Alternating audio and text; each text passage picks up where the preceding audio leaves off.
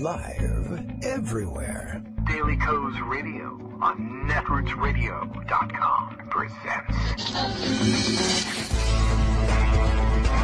David Walton. Kagro in the Morning Show.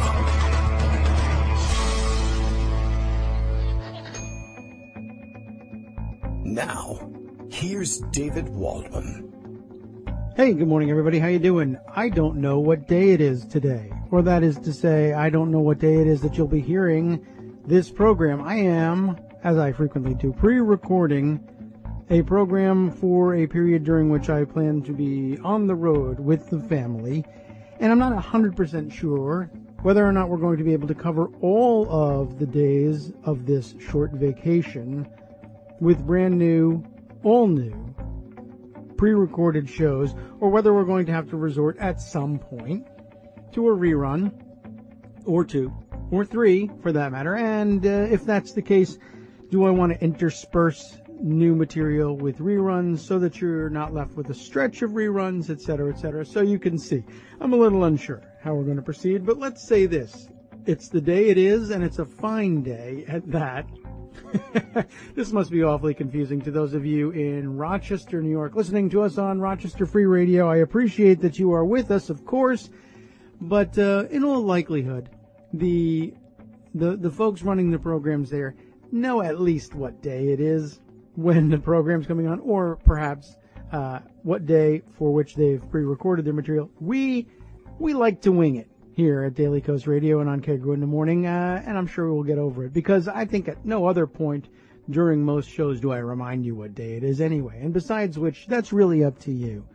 Why do I have to do that job for you? I really shouldn't. Okay, let's get on to bringing you the content that we meant to bring you for the day. Now, this is stuff I have, longtime listeners of the show will know this already, and new listeners in Rochester will probably have caught on that I like to put the articles that I want to share with you in a read it later sort of app, which the one I use happens to be Pocket. So I'm always wondering, what do I have in Pocket that's in store for you? And I'm almost always storing too much there to get to during any one programming day. I thought I would use this vacation, since we won't be able to react to the news as it's happening, as we frequently do on the show. I'd put together a collection of stories that are either evergreen or just are things that we missed when we got the first chance at it, and I thought you'd still be interested in discussing. Now, no particular order to every single one of these shows, but I thought I would bring this one up. This is something that I discussed actually last week, and I thought we would get to last week, but that's probably the story with all of these things. I mentioned to you that the Trump White House, to no one's surprise really, had been remiss in reviewing or in noting the terrorist attack on a mosque in Minnesota. And, everyone had pointed out the fact that they had omitted to make any mention of it. And I guess we weren't really totally surprised by it. But eventually it did become an irritant, and really were surprised. It's not something that President Trump typically responds to within the first couple of hours. He's always on top of attacks that fit his narrative wherever they suspect there might be Islamic attackers behind what went on. He's usually on it within minutes, and usually prematurely at that. But even when it's a domestic attack or an attack against Muslims, eventually, 5, 6, 7 days later, he makes some sort of mention, and I just think it's been absent in this case. We weren't particularly good at making mention of it either, and I was kind of waiting for the news to sort itself out about it, but a different sort of news story has sprung up about it instead. I noted it last week that New York magazine, Benjamin Hart, was reporting that Sebastian Gorka, the maybe kind of sort of PhD guy but totally real Nazi, who's still got a job at the White House, allegedly, though no one knows what for, Sebastian Gorka apparently wanted it to be known that he thinks, and I guess he was hoping we would all think the White House thinks, and maybe they do, that the Minnesota mosque attacks, as the headline reads, may have been a false flag. And I mentioned it to you, and I mentioned, I think I read a little bit to you about it from that entry in a New York magazine that this was on August 5th, that someone had thrown an improvised explosive device at a mosque in Bloomington, Minnesota, just to give you the background here. And we'll read a little bit again to refresh our memories from the New York piece.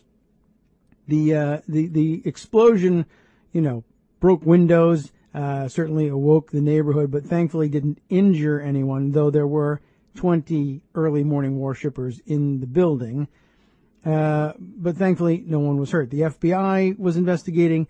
Minnesota Governor Mark Dayton called the attack an act of terrorism, and of course it was.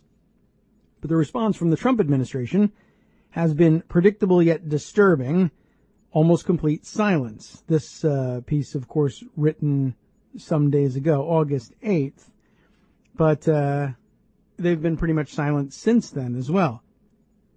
President Trump has not issued a statement or tweeted about the Minnesota attack, preferring to direct his attention to other pressing matters like Senator Richard Blumenthal's Vietnam record. Those of you who were listening the other day, this probably rings a bell, right?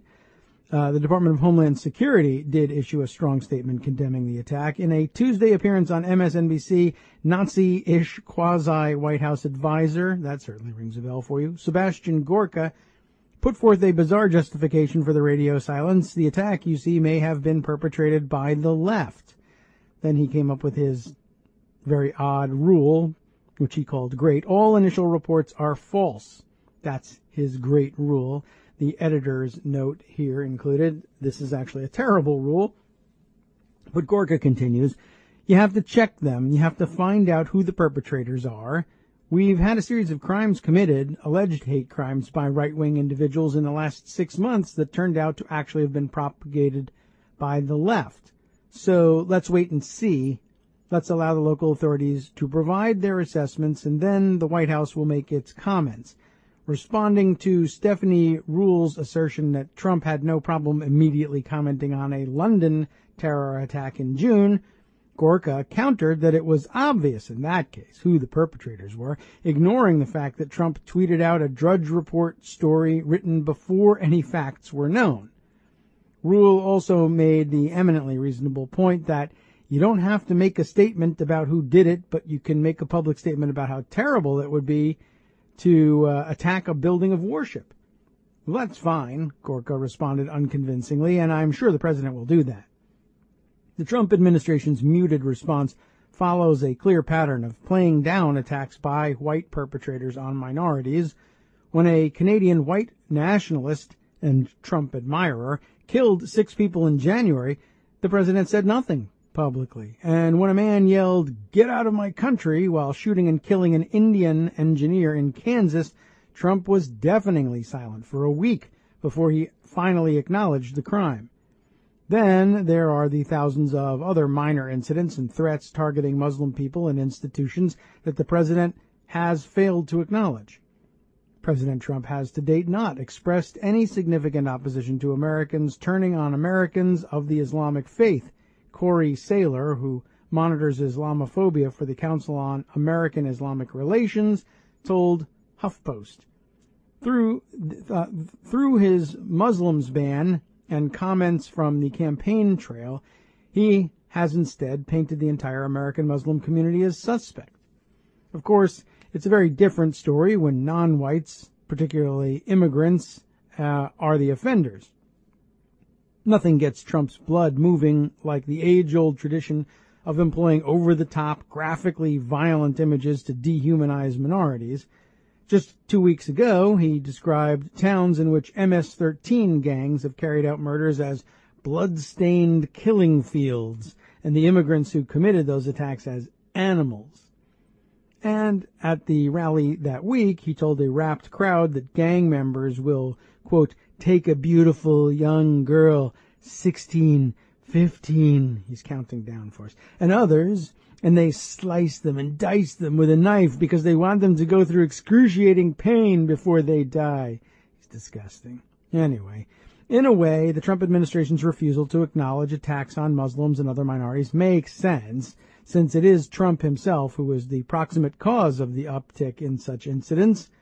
The steep rise in anti-immigrant and anti-Semitic incidents since the beginning of his campaign is a testament to the president's ability to stir up anger and hatred. But even he may be too squeamish to acknowledge that he has contributed to making America a more intolerant place. Well, I did want to at least complete that article and get it on the record, but it occurred to me, of course, that there was this minor danger of Gorka actually maybe, possibly, kind of, sort of being right about this. And, well, that worried me a great deal. What was I thinking of? I noted for you that I hadn't really caught up on exactly what the facts turned out to be. But you'll all recall, probably, that there was a rash of bomb threats being phoned in to Jewish community centers, or JCC, as they often brand themselves, all over the country. And JCCs are, a little bit, I guess, a little bit analogous to the YMCA. It's not usually a religious congregation, although they do sometimes, I'm sure, conduct services there. But there's often Jewish religious and cultural schools there, gyms and facilities and things, sometimes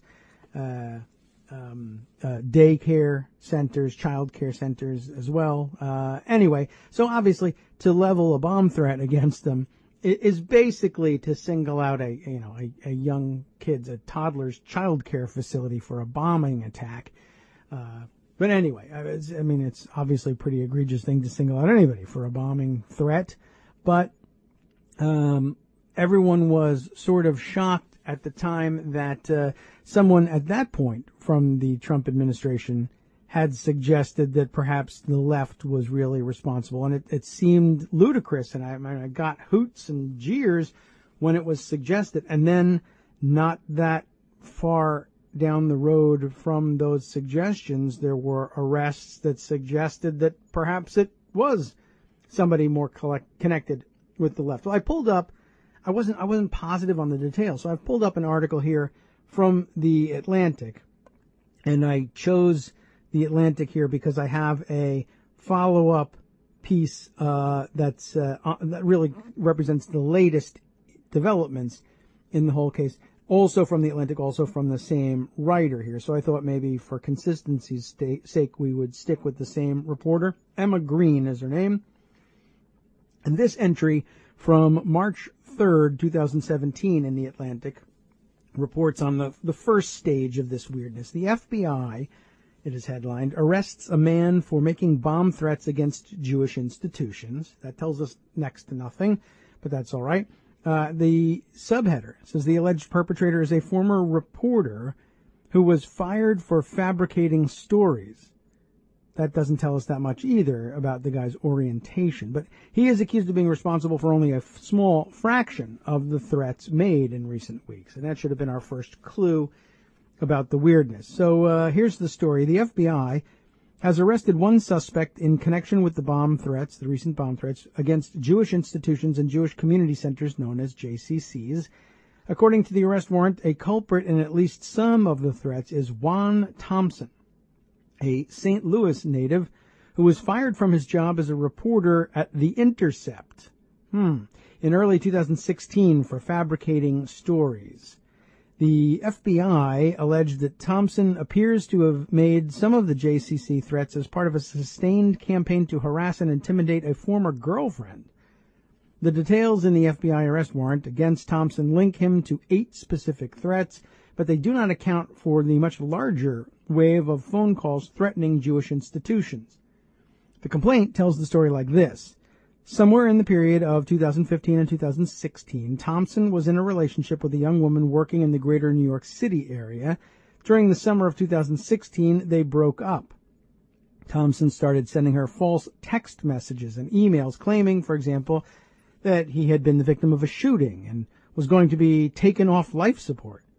He emailed her boss saying she had a sexually transmitted disease, and he sent her nude photographs he had of her, threatening to release them to the public. A real charmer. Okay. Faxes and emails started showing up at her work. One email allegedly sent by an account that had been used by Thompson claimed she had threatened to kill him. A series of faxes claimed she was an anti-Semite and purported to provide evidence that she had made anti-Semitic comments in social media. Investigators say Thompson sent tips about the woman to the National Center for Missing and Exploited Children, saying she watches child porn. He's a huge winner, this guy, you can tell. When the New York City Police Department contacted Thompson about these claims, he said his email had been hacked a few weeks prior, even though a month had elapsed since the claims were made. The NYPD warned him that this conduct must stop and that he shouldn't contact the woman. Starting in January, investigators believe, Thompson made at least 8 threats to Jewish institutions around the country. Some were made in the woman's name. Others were made in his own name. He later claimed that she had made the calls in an attempt to falsely implicate him in the threats. These allegedly included threatening emails sent to the Jewish History Museum in Manhattan on January 28th, Jewish schools in Farmington Hills, Michigan, and New York City on February 1st, a JCC in New York City on February 7th, and a threatening phone call to the Anti-Defamation League, an organization that tracks anti-Semitism, on February 22nd. He also allegedly emailed the Anti-Defamation League, the Council on American Islamic Relations, making another appearance, and the JCC in San Diego, claiming that the woman was anti-Semitic and planned to carry out violent attacks. These threats included various false details about bombs and explosives that had been planted in these Jewish institutions. The criminal complaint also refers to Thompson's Twitter account, where he allegedly wrote that he needs to stop this nasty/racist #white girl I dated who sent me a bomb threat in my name and wants me to be raped in jail. He went on to say that he had been visited by the FBI and was battling the racist FBI and this vile, evil, racist white woman. He repeated the claim that she had been making the threats in an attempt to frame him. Wow. While the story alleges a disturbing pattern of harassment and intimidation, it's all the more complicated because of the context. Over the past 2 months, there have been at least 90 bomb threats made to 73 Jewish community centers and day schools. According to a statement in the National JCC released on February 27th, 3 separate Jewish cemeteries have also been vandalized in Missouri, Pennsylvania, and New York. Jewish leaders across the country have condemned the broader set of attacks as part of a growing environment of anti-Semitism. As FBI Assistant Director in Charge Sweeney said in a statement on Friday, Thompson's alleged pattern of harassment not only involved the defamation of his female victim, but his threats intimidated an entire community. Thompson's past in journalism also makes the story complicated. The FBI arrest warrant shows a pattern of elaborate deception and fabrication. At least one of the email accounts used to send threats was allegedly produced from a web-based anonymous email generator. Another account apparently belonged to someone else. The true user was unaware that these messages had been sent. These behaviors are similar to those reported by The Intercept last year when they found that Thompson fabricated several quotes in his stories and created fake email accounts that he used to impersonate people. It should go without saying that this is not the standard in journalism. Thompson was fired, and a number of his articles were taken down after editors found that he had been fabricating information. On Friday, and remember this is back in March, The Intercept released a statement saying it is horrified by the allegations against Thompson and has no independent information about his actions or arrest. Josh Marshall, the editor and publisher of Talking Points memo, said in an email that he never worked with Thompson directly and pulled one freelance piece that Thompson had published on his site when Thompson was fired from The Intercept. Vice President Pence visited the cemetery in Missouri where gravestones were toppled to demonstrate the White House's support for the Jewish community there, and President Trump condemned these attacks in strongly worded terms during his address to Congress this week. You see how far back this goes. On Tuesday, though, Trump allegedly told state attorneys general that these attacks are sometimes the reverse, seeming to suggest that they might be carried out by people who wish to create the appearance of increased anti-Semitism. So I guess it was Donald Trump was the someone in the Trump administration who made that allegation. I should have remembered that. That doesn't appear to be what motivated Thompson. But his arrest still serves as a useful reminder that not all destructive acts are what they initially appear to be. His actions also fit within a broader pattern in which angry individuals tend to latch on to ambient hatreds or imitate the crimes of others. Anti-Semitism has long been a pervasive problem in the United States, and it has thrived among people on both the left and the right in American politics. See both sides. Okay, well, I don't really think it's equal on both sides, but okay. Point well taken.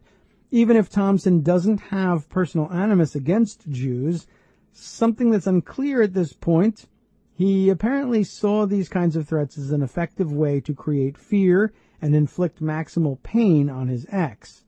Whatever Thompson's motives, his threats hit a specific community and created real anguish and disruption. Law enforcement officials seem to believe Thompson's were copycat threats, purposefully and falsely made to appear part of the bigger wave, according to reports from NBC. The models of anti-Semitic intimidation and fear were there. All he had to do was follow them. And that's a good point all by itself. And of course, so I was reluctant to just come right out and say, well, this person is of the left, because I'm not certain where, really, honestly, I'm not even certain where to categorize The Intercept, and I'm sure that would make them happy. They would rather not be characterized one way or the other. But, it's certainly easy enough for someone who wanted to make accusations to accuse The Intercept of being left-leaning, although a lot of people that I know on the left would also remind you that they have plenty of reporters who they say are dependent on right-leaning talking points to make what they think or score what they think might be left-leaning points, if you know what I mean. It's a complicated thing. I don't blame, it would be ridiculous to lay this at the feet of The Intercept or anybody else who works there, really. I just wanted to point out that there was some ambiguity about where to classify this guy, and I don't think right or left would be particularly happy about having to accept somebody who phones in bomb threats to daycare centers as one of their own. So rather than make anybody uncomfortable about it, I just wanted to point out that there was this weirdness and ambiguity about it, and point out how odd it was at that point for the president, and I hesitate to call him that, to have made this accusation. That sometimes it turns out to be the reverse. So it's unclear, where this guy fits in the whole pattern, except they're pretty clear that he doesn't account for the whole pattern, but only some small part of it. Well, there's more, and Emma Green has that in the August 8th entry here, also in the Atlantic. The JCC bomb threat suspect had a client. I must have missed something somewhere along the line, and what I really ought to do is open up the file here on Emma Green and see if there are more entries about the JCC case in between March and now, and there probably is. I'll check it out. I'll do a quick scroll down, because if there is, then maybe we should move over to there, because really jumping to August just by the headline, that the case, that the suspect had a client, what do you mean? It feels like I must have missed something along the way, but I'm not certain that we did. I'm back to May at this point. Is there more? I'm going to keep scrolling down here. I don't know. Maybe not. That would be rather surprising. But, it'll give us an opportunity to wrap this article up before we begin on the next one. I am a little bit surprised. Maybe as we get closer to March, we'll find this out. But I guess not. All right. Well, one last quick glance to see. I mean, it looks to me like there we are. Oh no, here we are. There is a intermediate piece, but it's way back in March. It's March 23rd. And let me open that one up, and that sort of sets the table for us here. I'll just get the headline and maybe the opening paragraph out, and then it will be time for our first break for station identification for the day. But Emma's entry of March 23rd in the Atlantic: an Israeli-American teen has been arrested in the JCC bomb threats case. Officials have taken a suspect into custody in connection with threatening calls made to Jewish institutions in the U.S. and abroad. Well, this will help fill in some of the gap. Officials have arrested an Israeli-American teenager in connection with a string of bomb threats made to U.S. Jewish community centers and schools over the past several months. He has also been accused of making threatening calls in New Zealand and Australia, along with a call to a commercial airline that forced it to make an emergency landing. Okay. I didn't even, I don't think I recognized that case. But let's see. In a statement, the Israeli officials said that law enforcement officials from multiple countries, including the United States, worked together on the investigation. The Times reports that investigators confiscated computers and an antenna and other equipment from the suspect's home. The Jerusalem Post reported that the suspect's father had also been detained and is being questioned about whether he knew about the calls. Well, okay. So it's a much bigger case, really, than we originally thought. Okay, well, that helps bridge the gap between the two articles that I originally observed, and is a good natural stopping point for us to go head into our first station identification break. We'll carry on with the story in the latest entry after this.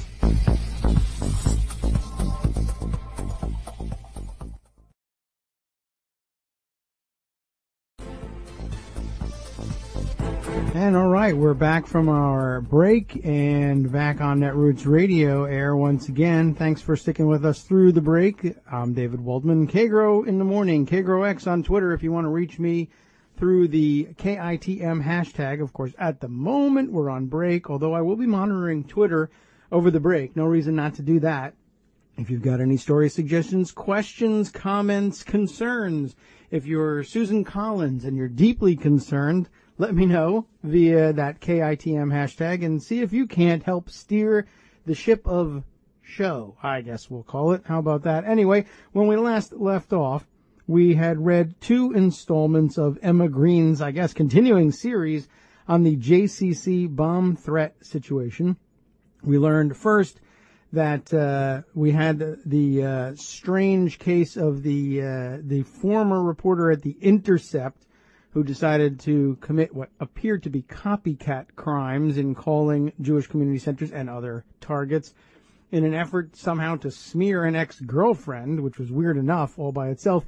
And then we found out that another suspect had been arrested in connection with the calls, and particularly the targeting of the JCC centers, and it was an Israeli-American teenager. Very weird and very disturbing all by itself. We hadn't finished the second installment when we last left off. Well, you were just here. I feel like I've been away from the keyboard for a long time, but when we last left off, we found out an FBI spokeswoman had confirmed this arrest to the New York Times, and that in a statement, Israeli officials said that law enforcement officials from multiple countries, including the U.S., had worked together on this investigation. Jerusalem Post reporting that the suspect's father had also been detained and was questioned about whether or not he knew about these calls. Israel's Minister of Public Security, Gilad Erdan, congratulated Israeli police on leading a complex international investigation, according to the Forward newspaper. We hope that this investigation will help shed light on some of the recent threats against Jewish institutions, which has caused a great concern among both Jewish communities and the Israeli government, he said. U.S. Attorney General Jeff Sessions, and I think by the time you hear this, he'll still be Attorney General, affirmed in a statement that the Department of Justice is committed to protecting the civil rights of all Americans. Thanks very much for saying so. And we will not tolerate the targeting of any community in this country on the basis of their religious beliefs. according to Haaretz. I guess he was only willing to say that to Haaretz. Has he said anything like that here in the United States? And is it true if he does say it, or is he just talking about Christians and occasionally, grudgingly, Jews too, because we love Israel? Grr, how do we get painted into that corner? Anyway, Juan Thompson, that's the guy we heard about in the last installment. He's the 31-year-old former journalist.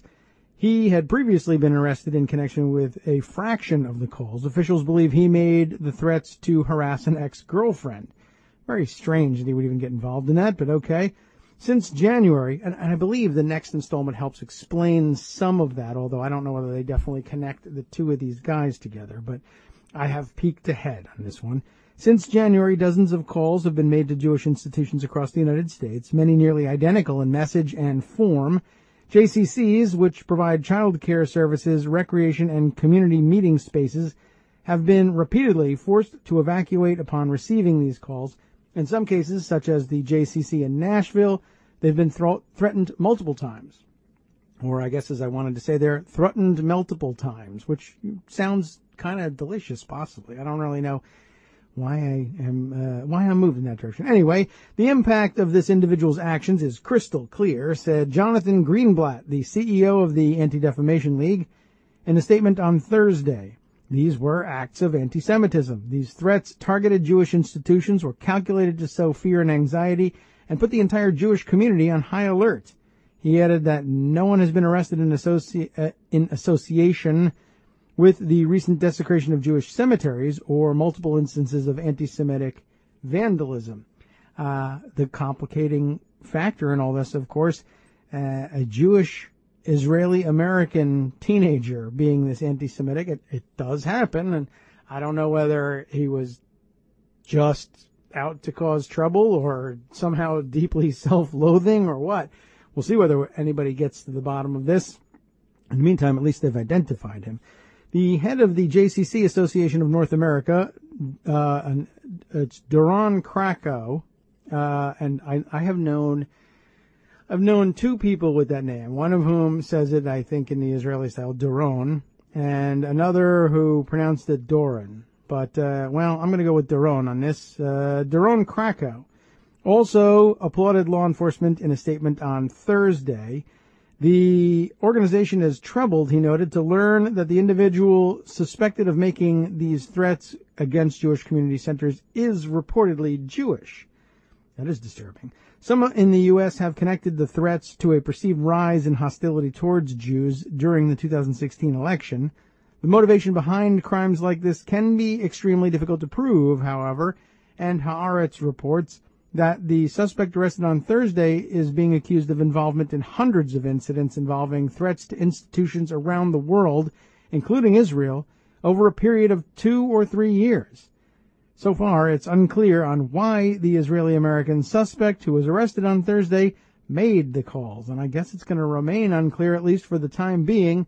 Let's see if the third installment from Emma Green in The Atlantic clears that up any. This one from, we have to wait all the way until August to get our next installment in this, ad hoc series. We had 2 from March, and then it isn't until August that we hear that the JCC bomb threat suspect, and this time we're talking about the Israeli-American teenager, had a client. What does that mean? Newly unsealed FBI documents suggest the Israeli arrested for sending the threats was selling his services for a fee. Wow. Well, you know, the free market sets it's always right about these things. I guess there's just the market for anti-Semitism, and we have to settle for it. A federal court has unsealed new documents in the case against an Israeli teenager, Michael Kadar. I see he's now just an Israeli teenager. What, do we disavow him? I guess we should, right? Michael Kadar, K-A-D-A-R, who has been accused of making at least 245 threatening calls to Jewish community centers and schools around the United States. According to the documents, Kadar advertised a, quote, school email bomb threat service on Alpha Bay. What? Okay. Well, Alpha Bay is, it says, an online marketplace for illicit goods and services that was shut down by the federal government in July. School email bomb threat service. You can pretty much do your own bomb threatening, but I guess if you don't want to get caught, you want somebody else to take the rap, go buy it on Alphabay. Authorities have identified an individual in California who allegedly ordered and paid for at least some of Kadar's threats. A newly unsealed search warrant alleges that Kadar charged $30. Really? You'd think it would be more expensive than that. $30 for an email bomb threat to a school, plus a $15 surcharge if the buyer wanted to frame someone for it. He is entrepreneurial, I'll give him that. Though I think he could probably have leveraged more money out of the free market, which is always right, for these services. $45 if you want to frame somebody else for an email bomb threat. I guess anonymous threats are $30. Frame-up jobs, $45. There is no guarantee that the police will question or arrest the framed person, Kadar allegedly wrote in his ad.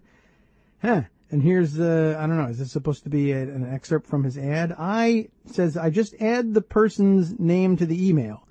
In addition, my experience of doing bomb threats, putting someone's name in my experience of doing bomb threats, putting someone's name in the emailed threat will reduce the chances of the threat being successful, but it's up to you if you would like me to frame someone. He's very carefree about it. Kadar charged double for a threatening email to a school district or multiple schools, but districts with more than 12 schools required a custom listing. He noted that he was available almost 24/7 to make emails, and he promised to refund non-successful threats. He's the most scrupulous bomb threat guy I know. Kadar got good reviews. One Alphabay user wrote that the threats were, quote, amazing, on time and on target. We got evacuated and got the day cut short. So kids would spend $30 just to get out of school early. I mean, see, that's why maybe the price point is right. I mean, who's going to, you would be thinking, I thought, that you could get more money out of people, but you're mainly dealing with school kids here. I guess you got to know your market. The market is right here too, right? I would be charging like, well, that's expensive. I could get in trouble on your behalf. That's not, that's a $1,000 job. Well, school kids are the ones who want school bomb threats phoned in, presumably. I guess there's some allegedly adult racists out there. Well, I'm lazy. Maybe I could hire somebody else to do my bomb threatening for me. Well, at that price, I can do 1,000 of them. Maybe that's why he racked up so many. But for school kids looking to get out of a test, anything more than $30, you might have some trouble getting them to meet you at that price point. Well, the free market economics of third-party bomb threats. Who knew we were going to get there today? So anyway, he got good reviews, so that's nice. Amazing, on time, on target. We got evacuated and the day got cut short. Based on the date when the comment was posted, it appeared to refer to a threat made to Rancho Cotate High School. Cotate, is that? All right. Rancho Cotate High School in Rohnert Park, California, north of San Francisco. Your school name is weird. You deserve it. The Justice Department seized Alphabay in late July. Attorney General Jeff Sessions called it the largest dark net marketplace in history. I mean, somebody probably told him that. He's got no idea. The documents in the Kadar case suggest that authorities had been tracking Alphabay for a while. The search warrant application alludes to screenshots of Kadar's activity on the marketplace taken in mid-March, which is, of course, where our story began. It's possible that the information discovered in the Kadar case contributed to the Alphabay investigation. The Kadar documents were unsealed on July 19th, the day before the Justice Department announced that Alphabay had been shut down. Previously, the search warrant had been sealed because it was relevant to an ongoing investigation into the criminal organizations, as not all of the targets of this investigation will be searched at this time.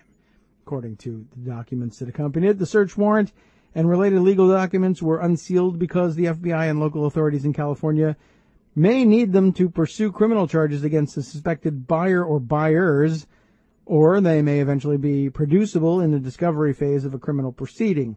The filings were first publicly flagged by Seamus Hughes, the deputy director of the Program on Extremism at George Washington University.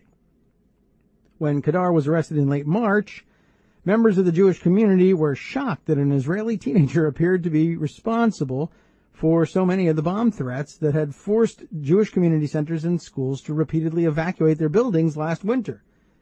Authorities arrested another suspect, Juan Thompson, there we are, in connection with some of the threats, but he appeared to make only a handful of the calls and was allegedly attempting to get revenge on an ex-girlfriend. The new documents suggest that even more people may have been involved as buyers, but how many, who, and why they did it are not all yet clear, and the document does not specify, does not specifically state that any of the threats to Jewish institutions were issued at the behest of clients. So far, the investigation has led to a surprising pair of suspects. It's not clear what kind of person will emerge as a suspect next. So leaving us hanging here, and no indication at all that Thompson hired Kadar to do the threats, even though at some point he tried framing people up. I guess he was just freelancing it. I don't know whether he got the idea from Kadar or, it's not a particularly original idea, of course. But, and he probably thought it would be a great idea to piggyback on the JCC threat since it was widely reported. And, I guess at that point, if you begin to hear in the news that there are JCCs receiving threats all around the country and you're at a JCC and you answer the phone for such a threat or open one in the email, I suppose in the absence of that atmosphere, that frenzy of threats against JCCs, you would be perhaps frightened, but maybe look at it with a more jaundiced eye. But I guess when it comes around in that atmosphere, you say, well, I guess it's our turn to be threatened. It sounds like they're getting to every JCC in the country. We'll have to take it seriously, mostly because we've seen it in the news. It's actually a strategy that I think would probably work. But man, what a weird corner of the internet we have uncovered in this one. Meanwhile, it hasn't really explained how it is that people in the White House, including the president himself and now Sebastian Gorka, have gotten these weird ideas about, sometimes these sorts of threats actually come from the left, from the other side. And we don't know anything about Kadar, and it doesn't sound like he's particularly liberal or progressive in any sense. Can't tell you what to think about Juan Thompson. Both of them are just flat sociopathic. And I don't know if any sort of ideology can be discerned from either of them. I guess at first I raised the warning flag because it seemed for a while like Trump might have been borne out by finding out that the original suspect here, Juan Thompson, was a journalist for The Intercept. And, the right would jump at that and just label them as a leftist journalist and we'd be stuck with it. But that didn't really seem to pan out. And then the other one was, I guess, the next suspect down the line, an Israeli-American teenager to whom they haven't attributed any particular ideology. And I'm not sure whether there's just no evidence of it or it's inconclusive or no one cares. I doubt it's that anyone doesn't, that no one cares. But very strange. And I don't know whether Sebastian Gorka just was using it as a dodge or whether they know something that we don't or whether it's something that they want to make look true in the end, even if it isn't. I can't tell whether they're just manipulating opinion or looking to duck responsibility or what here. But I'm hanging it out there because I have a feeling that we're going to see that revisited. There's going to be more attempts, I am sure of it. You be on the lookout for it now, by the White House, their alt-right allies, etc., to lay the blame for terrorist acts at the feet of their enemies and to project once again the evil being done by their side onto ours, for lack of any better terms. I don't know. All right. Just putting it out there, something to think about. Maybe now would be a good time to fill in some background details about Sebastian Gorka at this point. I skipped over filling in that background a while back. It made a great subject, and I put a lot of material aside on Gorka. And then by the time I finally got around to maybe having a chance to read some of it, it looked like Gorka was going to be out. at the White House. He was this close, and I'm putting my fingers really close together. It's radio, but if you imagine, I'm putting my fingers really close together. You get the gesture.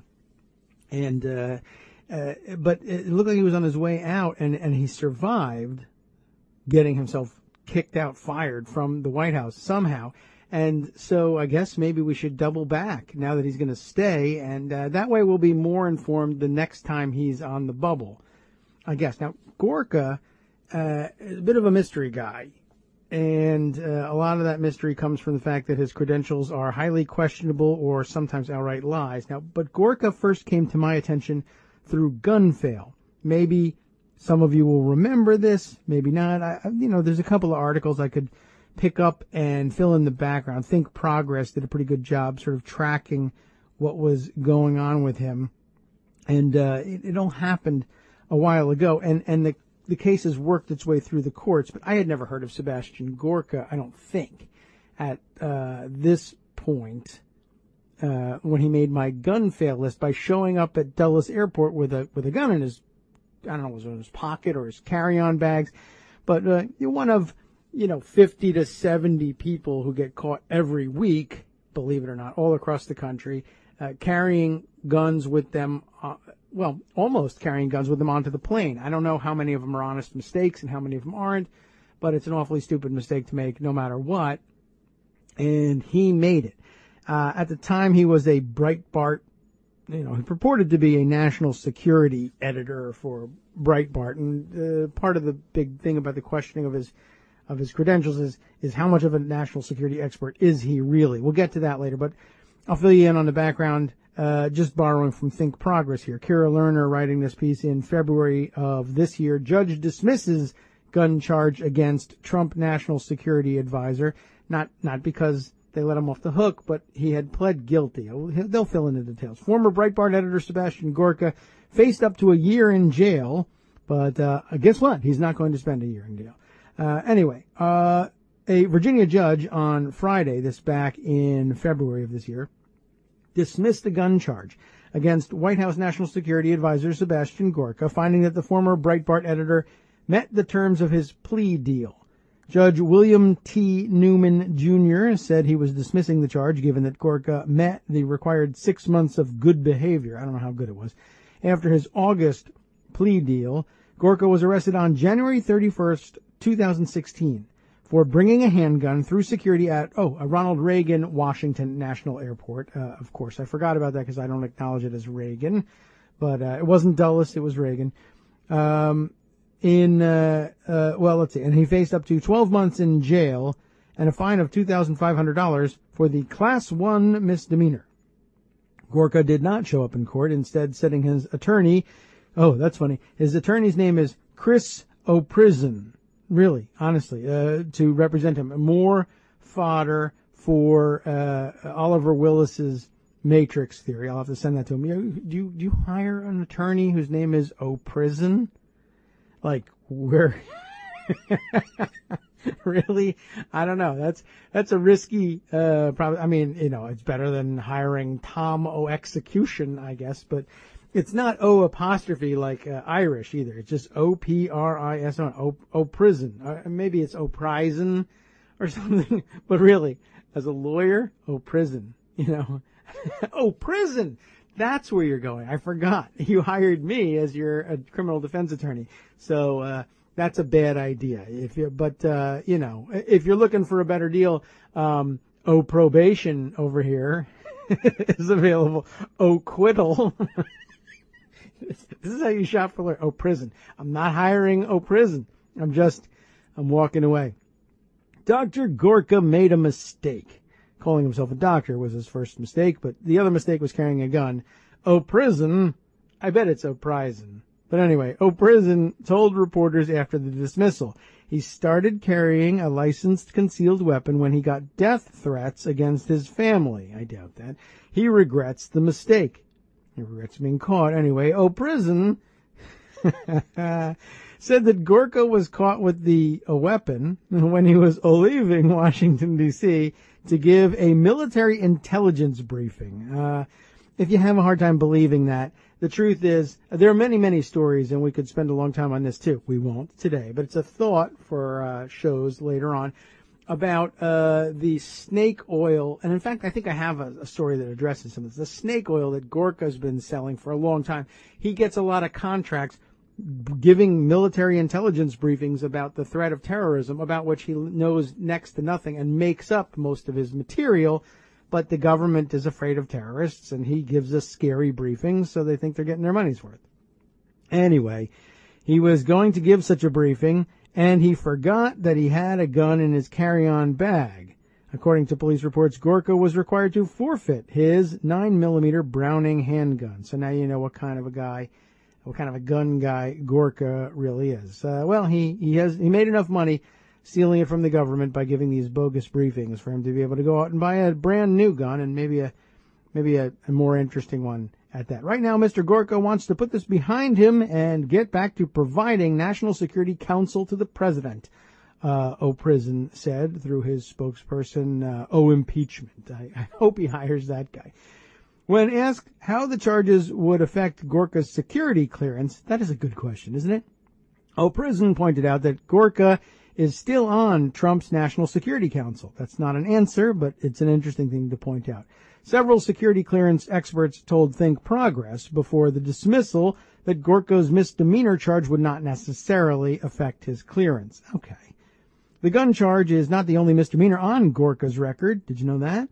On February 19th, 2016, it was a hell of a year. Just a few weeks after the gun charge. I forgot year. It was a hell of a winter.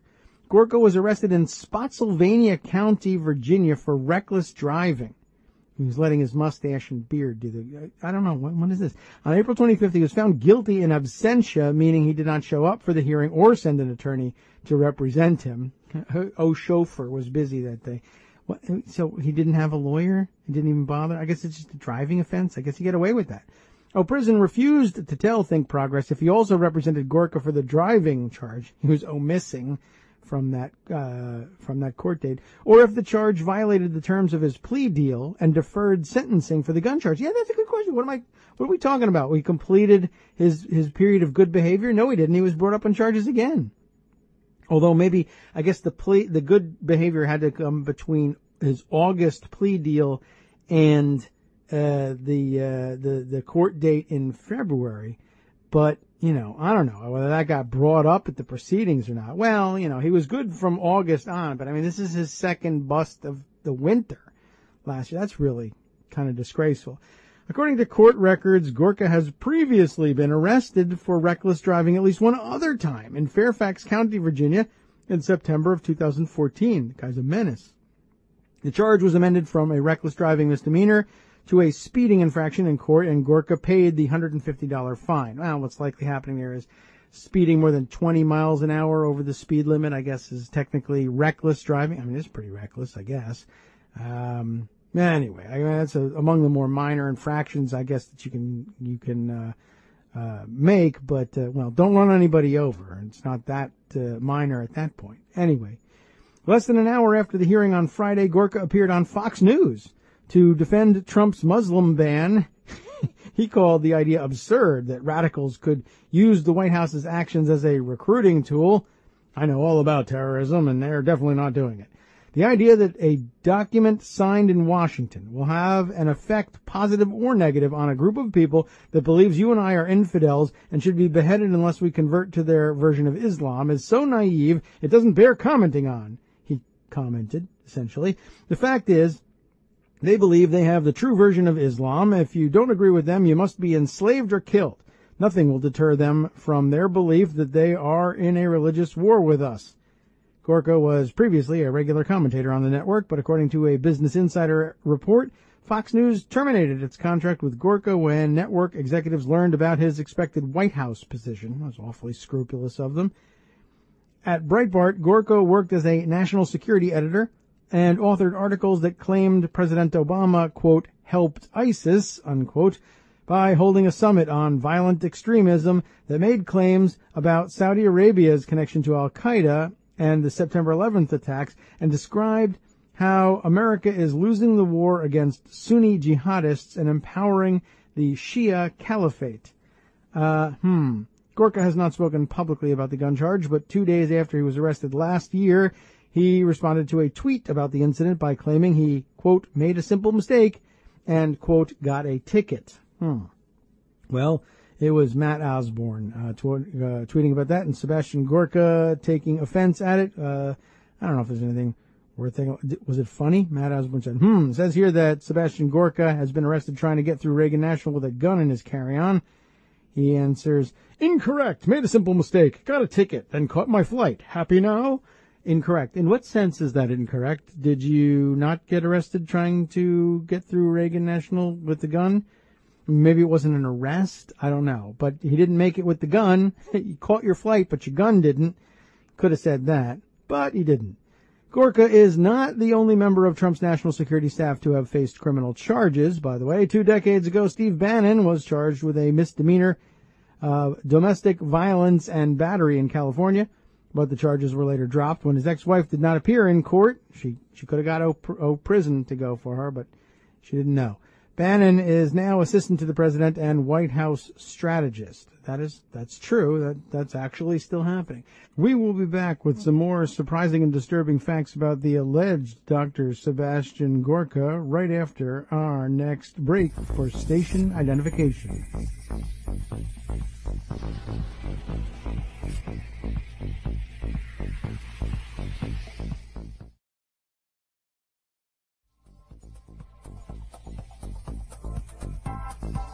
And welcome back from our latest break. We'll bring the music slowly down again and return to the topic at hand. Sebastian Gorka, the weirdo, alt-right, white supremacist Islamophobe who the White House simply can't part with for whatever reason. Let's fill in some of the blanks about this guy's background. I mentioned before the break, I said that Gorka had been, or is originally from Hungary, although actually, now that I think about it, I'm not certain whether we got that in before the break or not, but it's mistaken either way. I checked it out in Wikipedia, and the actual fact of the matter is his parents are originally from Hungary. He was born, they were Hungarian exiles. He was born in London and made his way to the United States eventually, but he's retained some weird and troubling ties with Hungarian political factions. How to best fill this in? Let's see. Let's turn to BuzzFeed News on this one. Mitch Prothero has a piece there titled The Hungarian Rise and Fall of Sebastian Gorka. Before Sebastian Gorka was an advisor to President Donald Trump, he was a man with a dream to rise to the top of Hungarian politics. It didn't quite work out. I don't know how you shoot and miss in Hungarian politics, but hey, I'm sure they're as rough and tumble in Hungary as they are anywhere else. I shouldn't make light of such things, I'm sure. Anyway, this piece is datelined Budapest here. I don't know whether it was while he was there researching or what. Sebastian Gorka, national security aide and all-around Donald Trump attack dog, and that's the role he's taking on these days in particular, failed his way upwards to the White House, having been denied security clearance to work in the Hungarian parliament, defeated in a local mayoral race in the 2000s, and widely dismissed as an opportunist. I keep sort of laughing at the fact that he couldn't even make it through a security clearance to work in the Hungarian parliament, although even as I say it, I think, what makes me think that the Hungarians would take their national security clearances any less seriously than Americans? I don't know. I guess it's supposed to sound funny somehow that he couldn't make a security clearance there, but he couldn't make a security clearance here either, and I guess that should be a surprise to no one, and least of all, I guess the Hungarians, who knew before we did. What's the story here? Gorka, a deputy assistant to the president who focuses on counterterrorism, was denied security clearance in 2002 to serve on a committee investigating the then Hungarian prime minister's past as a communist secret police official during Soviet times. It's something you'll want to know about your premier, yes? Or prime minister. I guess he wishes he was premier. The denial, local security officials and politicians told BuzzFeed News, effectively ended his career as a national security expert in Hungary. I guess we didn't care that much here. Maybe our national security screening is worse than the Hungarians. Washington's standards may be lower than Budapest's. I guess that's true. Gorka has been widely criticized for his lack of qualifications and connections with fringe political groups since joining the Trump administration. In the past few months, his ties with far-right Hungarian groups and past as an editor at Breitbart News have raised questions about both his ideological views and his judgment. But back in Hungary in the 2000s, he wasn't seen as an extremist, but instead a self-promoter who exaggerated claims about his past, including his work for the British intelligence services. Yes, we heard about this one too. By the way, I don't know if I put the date to this one. This is an April 26th, 2017 piece in BuzzFeed. It's hard to know whether to put these things in chronological order or what, but there's a lot of detail to fill in about Gorka, and so we'll just do our best to weave it together, even if we do it a little bit randomly in terms of time. But remind me, as though as you could chime in, which you can't really, and especially in a recorded program. But I want to get back to the British intelligence services work from Sebastian Gorka. It's all intriguing because it's all pretty much made up. Sebastian Gorka, it says, is not a Nazi or a security threat because he is some sort of secret British agent, said a member of the Hungarian counterintelligence service, who has reviewed the files, a security background check on Gorka from 2002. Gorka is, how do you say in English, a peddler of snake oil. That phrase does keep coming up, doesn't it? I've got another piece here that we could lean on for that, but let's continue here. The White House press office did not respond to several phone calls and emails seeking comment. BuzzFeed News made 2 calls to Gorka's mobile and sent 3 text messages, none of which were answered. Gorka's rise offers a glimpse of how permeable the top strata of American power is in the age of Trump. It seems to be easier to rise in the Trump White House than it was in the newly free Hungarian government at the turn of the century. The Trump administration is full of figures like Gorka, plausible TV talking heads with no particular expertise. His wafer-thin counterterrorism resume, associations with the political fringes in Hungary, and questions about the depth of his experience are a particularly vivid illustration of what it takes to get the ear of a president famous for adopting the view of the last person with whom he spoke. An extraordinarily dangerous combination, I would add. Gorka, born in 1970 in the UK to Hungarian parents, immigrated to Hungary in the early 1990s after graduating from Haythrop College at the University of London with degrees in philosophy and theology. While the exact timeline of his activities in Hungary remains opaque, Gorka joined a flood of expats heading for Hungary after the collapse of the communist regime in 1989. He embarked on a career. He's basically, I guess, like a curveball or what was the name of Ahmed Halabi, the Iraqi, who was looking to capitalize on the regime change and go back as a guy who had grown up in exile, but just claim a heritage and say, hey, why not put me at the upper echelons of your government? It reminds me an awful lot of, it's a lot of the libertarians I run into. Here's a little tangent for you. One of the things I find, that's clearly not true of everybody, but a lot of libertarians back in the day, that is to say, before it got to this level, it's still a fringy party, but it's risen in its profile. The profile has increased, and their stature somewhat increased over the past couple of years. But the Libertarian Party used to be the place to go where when you lost election to a post in the local Republican Party. The Republicans wouldn't have you, so you joined the Libertarian Party because hardly anybody ever had joined the Libertarian Party, and there was almost nobody at the elections. And they weren't paying any attention to whether or not you were a fringe nutball or not. If you were willing to stand for election and organize that party, they would let you. And similarly, finding no hope, I'm sure, of cracking into the upper echelons of government and national security work in the UK, he figured, well, there's no government at the moment in Hungary. Surely, as a person of Hungarian descent, I can swoop in there and snap up the goodies for myself, and I guess it didn't work. So now he's here in the United States doing it, and ordinarily it wouldn't have worked here either, but we elected a crazy, stupid, lazy president, and he'll take anybody. So, where were we? Gorka, born in the UK to Hungarian parents, he goes back to Hungary, or to Hungary for him, in the early 1990s, joining a flood of expats, doing the Halabi thing in 1989. He embarked on a career as a national security expert, working as a low-level staffer at the Defense Ministry, attempting to form defense-based think tanks, and working as a minor pundit. But the attacks on September 11, 2001 appear to have been a turning point, after which he tried to rebrand himself as an expert on Islamic terrorism. He then made a final attempt at a career in politics in Hungary, but was soundly beaten in a local election race, failing to become mayor of a small Hungarian town in 2006. Within 2 years, he immigrated to the U.S. From there, it was onwards and upwards to the White House. Whee! All right. It was in 2002 when Gorka tried to make a real mark in the Hungarian national security world.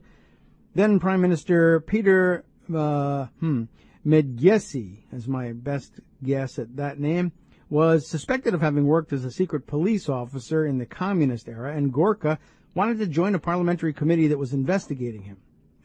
An early love for investigations of political enemies. But Gorka was rejected for security clearance within weeks by Hungarian counterintelligence, who cited his repeated claims of contact with British intelligence as a security risk, according to former Hungarian foreign minister and an intelligence agent familiar with his file. If they don't get to the background with British intelligence, I'll do it. I've got another article tucked away here. In trying to build his reputation as a defense and intelligence expert in Hungary, Gorka had relied on his history as a member of a reservist UK Army intelligence unit, a role he claims to have held for 3 years from about 1989 to 1992. The UK Ministry of Defence would not return requests for confirmation on the exact period and nature of Gorka's service.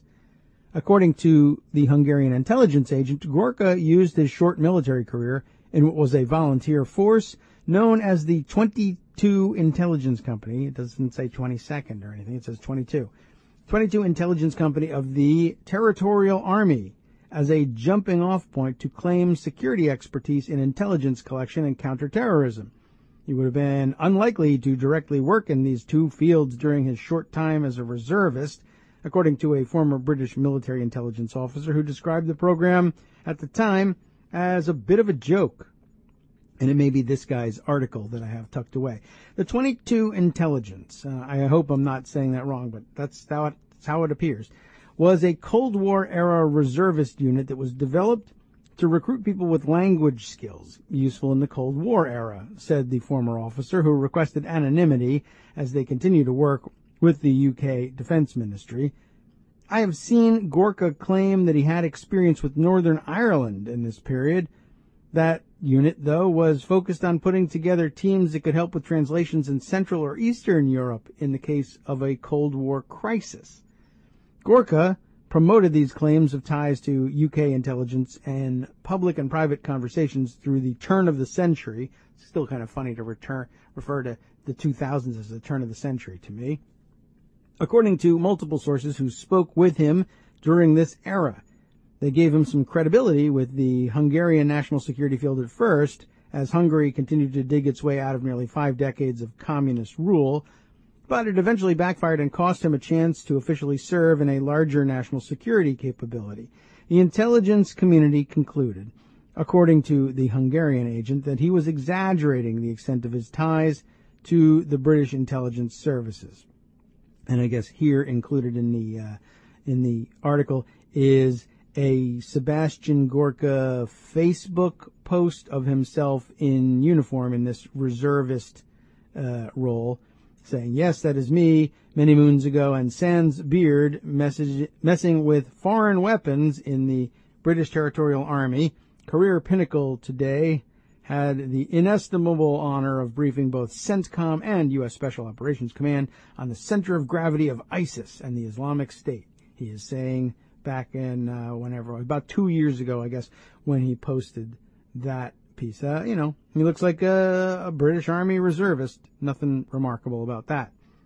The intelligence officer who cannot be publicly named because he lacks government approval to discuss the matter. The Hungarian intelligence official, I guess, told BuzzFeed News that the intelligence community believed that Gorka probably did maintain some ties to British intelligence after his arrival in Hungary, but he also said that Gorka openly bragged about being an agent for MI6. Please. The British Secret Intelligence Service throughout the 1990s, according to multiple people familiar with him during this era. There is no evidence that Gorka was a member of MI6. The intelligence officer said the investigation for his security clearance did not believe Gorka was being candid. These claims were not considered credible because by this point we understood that Gorka and many like him didn't return to Hungary because of patriotism or skills, but rather because they couldn't be successful in the West, where they were born or raised, and thus wanted to come to Hungary, the officer said. Easy enough to spot. It's exactly the trend I noticed with the libertarians. Anyway, so we do believe that he was would you believe, I guess, how do they put this? Do you believe he was an MI6 agent like he claimed? No. He's not smart enough or well-trained enough. The officer said that whatever the reality of his experience with the British Army was, it was enough for most Hungarians to think he shouldn't be trusted as a national security official. Gorka's rejection for national security clearance to serve on the committee was a devastating blow to his reputation in Hungary. He had come to be seen as a self-promoter, the intelligence official said, while the minor ties to the British government that had been established were enough to alienate him from much of the Hungarian nationalist right. The early 1990s were a great time for returning expats to get jobs in the now formerly communist Hungary, as expertise in the West was highly valued at the time, and Gorka was keen to make the most of the opportunity. It was Geza Jasinski, the former minister of a foreign minister of Hungary and a former ambassador to the United States, who thinks he gave Gorka his first job with the Hungarian government.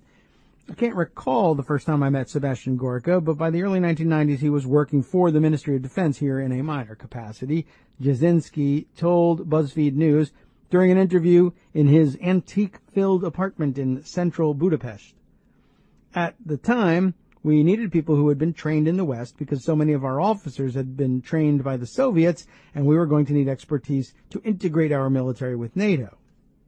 Interesting. That's now given Trump's take on NATO. I wonder if that, logically, of course, that would make Gorka rather uncomfortable, I'm sure, but in reality, I'm sure he just threw that overboard pretty quickly. Anyway, the article continues, I had known his father briefly, and if someone finds evidence it was on my recommendation, I wouldn't dispute it, he said. A young man born in Britain, born to a Hungarian nationalist who wants to return home and serve Hungary? This all would have sounded very well to me at the time. It didn't always work out as planned. Some people turned out not to be usable, Jasinski said. According to Gabor Hovrath, editor of a newspaper called, I'm going to be hopeless in this Hungarian, let's see, Nepzava, maybe. Anyone coming from the West during this time could get a government job based on the idea that Hungarians who'd grown up in the West were somehow more intelligent or better educated.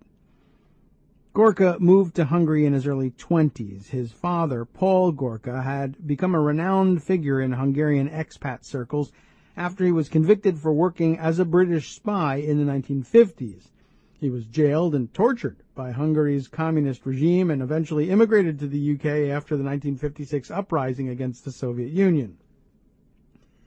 In his fight against the communist regime, Gorka's father would have had to make difficult compromises of the kind made by people across Central and Eastern Europe in the bloody 20th century. Facing down the Soviet Union was not a simple case of good against evil and would have entailed lining up alongside unsavory figures who emerged from the Nazi era of the 30s and 40s and whose anti-Semitic views persist to the current day. That's where the problem begins to arise. In 1979, the elder Gorka was given an award by a Hungarian veterans group to honor his service in the 1956 uprising.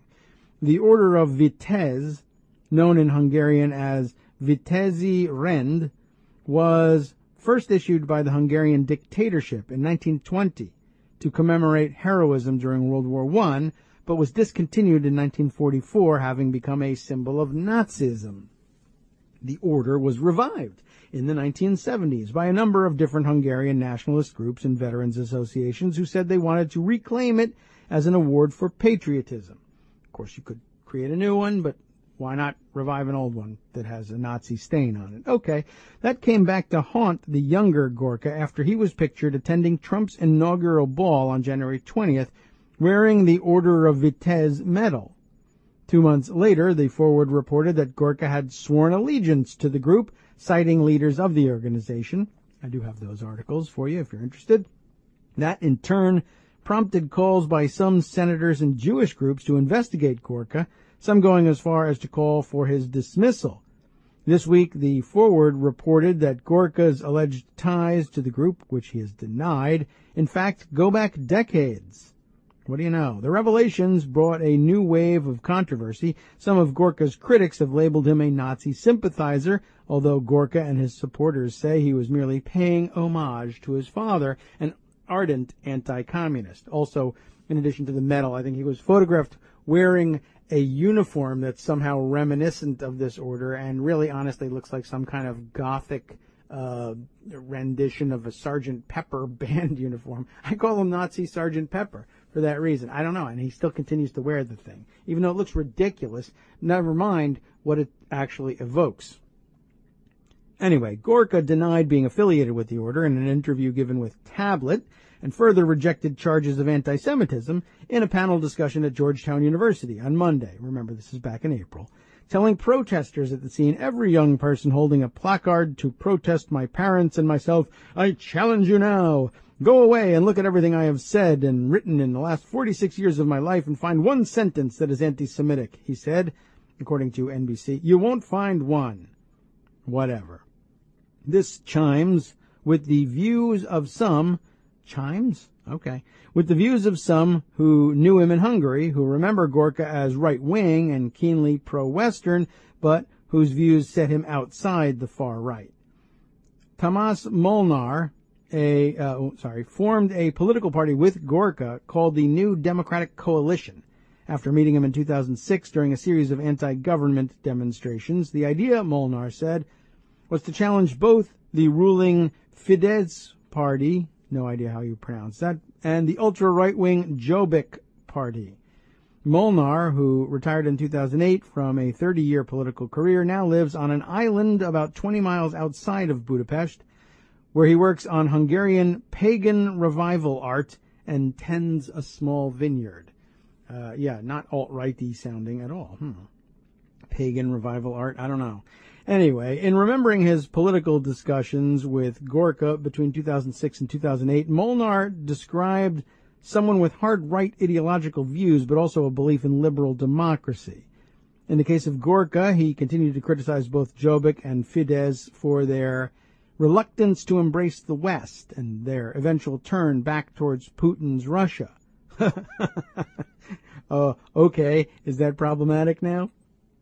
He was always clear the future of Hungary lay with the West and that Putin was just an extension of the Soviet totalitarian regime, he said. How odd that he now should come and try and help build a regime here in the United States that turns to Putin's Russia. I'm sure all that has fallen by the wayside too. Heave it over the side. Who cares? Horvath, the editor, took a similar view, that it was too simple to label Gorka a far-right extremist. Within the context of historical Hungarian fascism, Gorka never appeared to be particularly interested in these extreme Nazi-linked movements, having always been a supporter of the pro-Western Atlantic alliances and an advocate for Hungarian integration into the West, he said. So I don't think it's fair to characterize him as a Nazi when he's more of a self-promoter. Well, I guess now these days it's in service of his self-promotion. It's advantageous to rebrand as a Nazi. Horvath described the Hungarian far right as a rich and diverse historical tapestry of fascist thought that throughout the first half of the 20th century dominated Hungarian politics and set the stage for the current authoritarian government led by Prime Minister Viktor Orbán and his Fidesz party. It's a rich tapestry, the far-right fascists of Hungary. I guess we're supposed to figure it's nuanced and complicated to be a Hungarian fascist. Some of them are good guys. I don't know. The charges that Gorka supports anti-Semitic movements such as Jobbik, which has been roundly criticized by human rights groups across Europe, doesn't seem consistent with his attitude or background when he was here in Hungary, said Horvath, citing Gorka's loud pro-Western stance. While all anti-Semites seem to be Nazis, not everyone in the Hungarian right is a racist because there's a lot of diversity in thought. When asked about the controversy over Gorka's use of his father's Order of Vitesse medals and title, Molnar first dismissed the complaint, arguing that the order was fairly common in Hungarian political circles and is associated with nationalism rather than ideology. But given Hungary's history as a fascist state in the 1920s and early embrace of Hitler, Molnar admitted that a public display of the order could now be seen to have anti-Semitic undertones. Yes, I will admit that it would be seen as anti-Semitic by Jews familiar with Hungarian history, he said, but that was never the intent. It was never his intent to be a fascist or never his intent to allow Jews to see this. I'm not sure which. Anyway, Gorka spent much of his time in Hungary focusing on lobbying donors for financial backing for a series of institutes and think tanks, according to Horvath, Jasinski and others who knew him at the time. Horvath remembers first meeting Gorka at a 2006 fundraiser at the Hudson Institute, a think tank in Washington, D.C., where Horvath was working in the U.S. as a foreign correspondent. It was a fundraiser for a think tank or institute he was trying to establish with his wife, he said. Of course, I knew him as a fringe member of the Hungarian national security establishment, but remember thinking to myself that it was odd he was promoting his so-called expertise on Islamic radicalism, because the Hungarian educational system isn't exactly a hotbed of counterterrorism scholarship. Gorka got his Ph.D. in 2007 from Corvinus University in Budapest. That's the Ph.D., which is somewhat disputed. His dissertation on terrorism theory has since been widely criticized by experts in international terrorism for its vagueness and superficiality. Daniel Nexon, an associate professor of international security at Georgetown University, wrote in a series of blog posts that the dissertation would not have been accepted in an American undergraduate program. I would not characterize it as a work of scholarship, Nexon wrote. I am confident that it would not earn him a doctorate at any reputable academic department in the United States. Indeed, it would be unacceptable as an undergraduate thesis for the Department of Government or the School of Foreign Service at Georgetown.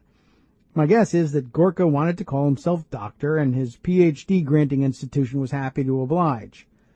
Now, Gorka works in the White House as an advisor on counterterrorism, but as recently as March, he was reportedly yet to receive a security clearance. The White House did not respond to a request for comment on whether Gorka has since received his clearance. The last I heard, he had not been cleared to sit in any sort of national security meetings, which leaves him without much to do all day, one former Obama administration defense official said in early April. The official remains in contact with the professional staff at the National Security Council and asked for anonymity to openly discuss the off-the-record conversations with former colleagues. It was never clear what his qualifications were for any sort of posting, the official said, but without that clearance, he's not allowed to sit in the real meetings or review intelligence. I am told he basically sits in the White House canteen drinking coffee between Fox News live hits. Gorka's ability to parlay a failed career as a national security expert and local politician in Hungary into a position at the White House advising the President of the United States on national security matters amuses Horvath. I admit some Hungarians are asking questions about how someone who failed here could end up in the White House. He joked, "It doesn't look good for America." Well, that's a powerful statement. It really doesn't look good for America, not just because, of course, he continues to serve in the White House, but, well, generally speaking, the outlook doesn't look particularly good for America in any capacity. Well, a very interesting story, and there's still more to explore, I would say, in terms of looking at his career with British intelligence. I've got another article about that, and we'll bring that one back after the next break. Our next one coming up in just a few seconds, and we will return on the other side to let you know more about this mysterious figure.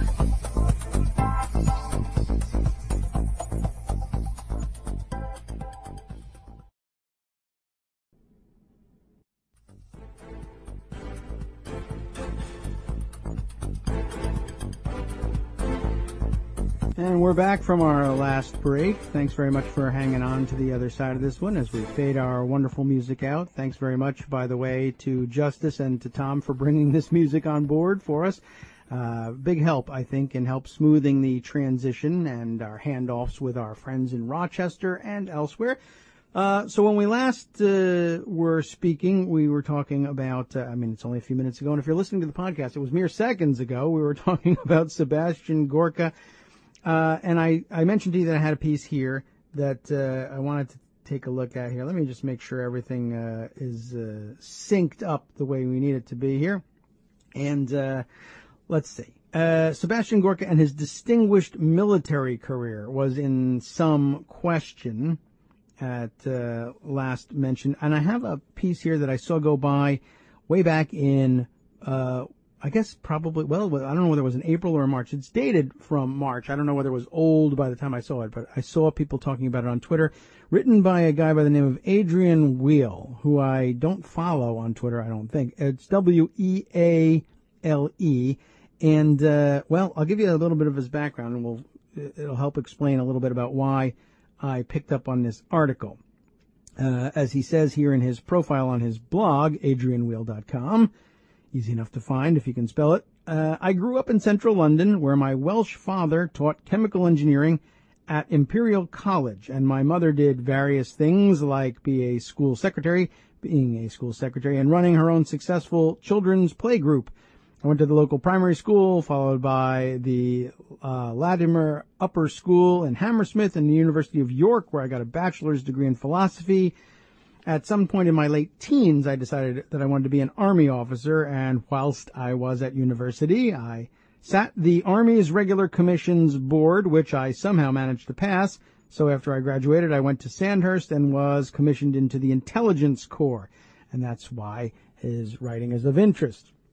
As a regular officer, I served on operations in Northern Ireland, including a tour as an infantry platoon commander with the 1st Battalion, the Prince of Wales' own regiment of Yorkshire, and Central America, as well as helping to set up the HUMINT, that Human Intelligence Teams, which debriefed the returning human shield hostages from Kuwait and Iraq in 1990 after Saddam's invasion of Kuwait. Since my regular service in Northern Ireland and Central America, I've served on operations in Iraq, where, amongst other things, I organized and supervised the first democratic local elections in Iraqi history in the summer of 2003, and in Afghanistan. In training, I've been all over the world. There's much more to it, including his post-Army career, but that's the bit about which we are most concerned, and that's most relevant to this piece, Sebastian Gorka and his distinguished military career. I don't think Adrian buys it. One of the curious paradoxes, he writes, of the Trump administration is that at the very top, there is a mixture of supremely competent professionals, James Mattis and H.R. McMaster spring to mind, working in the same national security space as quirky ideological warriors like Stephen Bannon. Sebastian Gorka, the British-born commentator of Hungarian extraction, who was named as a deputy assistant to President Donald Trump in January of 2017, seemed to straddle this divide, an academic specialist in counterterrorism with some radical ideas about how to defeat jihadi Islamism. I took an interest in Gorka because he had apparently served in the intelligence corps of the British Territorial Army, the TA, in the early 1990s. For non-British readers, like me, but not the rest of you, not necessarily. Many of you are, in fact, of British extraction, so it's redundant for you. But for the rest of us, the Territorial Army was the name of the part-time British Army Reserve established in the early years of the 20th century, primarily for home defense, but which became, during the Cold War, an integral part of the British Orbat. It's what it says. Orbat? O-R-B-A-T? Does that make sense to you British folks? I don't know. In our plans to defend Western Europe from Soviet aggression as part of NATO. It was and is similar to the U.S. National Guard in many respects. As it happens, I was commissioned as a regular Army Intelligence Corps officer in 1985, and it's always nice to see chaps from the Corps doing well for themselves. Last month, someone on Twitter posted a link to this profile of Gorka, and it's linked herein, and it goes to the Washington Post profile. Let's take a look at that one just for a second so we know which one it is and read the headline at the very least. For a Trump advisor, an odyssey from the fringes of Washington to the center of power. That's the profile he's talking about in the Washington Post, and my spidey senses immediately began to tingle. It's a throwaway sentence. Quote, he went to college in London and spent 3 years as a reserve intelligence soldier in the British Army focused on the conflict in Northern Ireland. This struck me as extremely unlikely. No part of the TA, to my knowledge, was ever committed to the conflict in Northern Ireland. The only part-time soldiers to be directly involved were members of the Ulster Defence Regiment and their successors in the Home Service battalions of the Royal Irish Regiment, who had a different legal status to the TA. A little digging revealed that Gorka had actually been a member of 22 Intelligence Company of the Intelligence and Security Group, Volunteers, between 1990 and 1992, as he told a Hungarian newspaper. 22 Company was a unit I knew well from my own service. Back then, in the dying days of the Cold War, it was a specialist unit of interrogators and tactical questioners with a NATO role. It was an eclectic group of people recruited largely on the basis of their language skills, who were trained under the auspices of the Joint Service Interrogation Wing at Ashford in Kent. As the son of Hungarian exile parents and a Hungarian speaker, Gorka would have been a good fit, but had nothing to do with Northern Ireland. So if Gorka was claiming this in the U.S., he was being somewhat economical with the truth. That's an interesting phrase. In itself, this is sort of understandable. Gorka took a first degree in theology and philosophy at a theological college in London University, and his subsequent transformation into a counterterrorism theorist seems to have taken place whilst he was studying for a master's degree and subsequently a PhD in Budapest, which might be seen by some to lack the credibility of equivalent qualifications from, say, Harvard or Cambridge. I could see why he might want to have the credentials as an operational counterterrorism specialist from one of the world's leading armies. It doesn't make it true, though. A week or so back, I asked a friend who was in 22 Company at the time whether he remembered him. I don't recall Gorka immediately, but that's not to suggest we may not have collided at some point in the great Venn diagram of life, was his response. As it happens, Gorka was profiled by today, that would be back in March when he wrote this up, by the Sunday Times of London. It's a soft piece written as a kind of hometown boy makes good story, but interestingly it presents a new version of his military service.